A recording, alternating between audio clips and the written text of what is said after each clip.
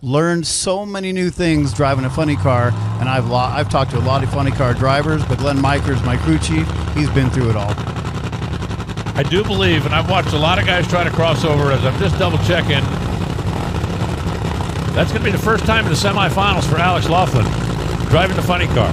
I do believe if you're a top fuel driver, as Paul Lee warms up the tires on the TMS, Titanium Metal Services car, your mission, whether you like it or not, see what you can do with Darth Vader over there, now in the black colors for Cornwell Tools. If you're a dragster driver that gets in a funny car, you need to forget finesse because you really got to manhandle a funny car. And if you're a funny car driver that gets in a dragster, you got to be really gentle because you can overdrive a dragster pretty easy. Definitely, and that was a lot of my problem, is I wasn't being aggressive enough from the hit with the steering wheel.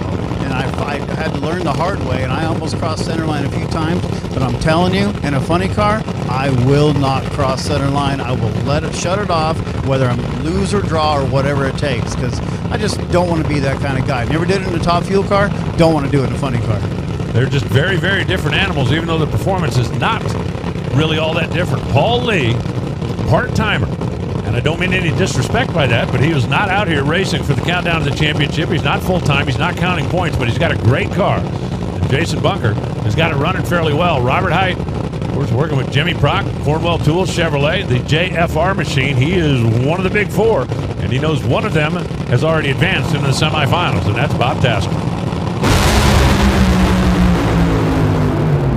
Both of them in a little trouble. You see cylinders out down there for Robert. He goes 396 at 314 miles an hour on 7 cylinders, or maybe even 6 by the time he got there.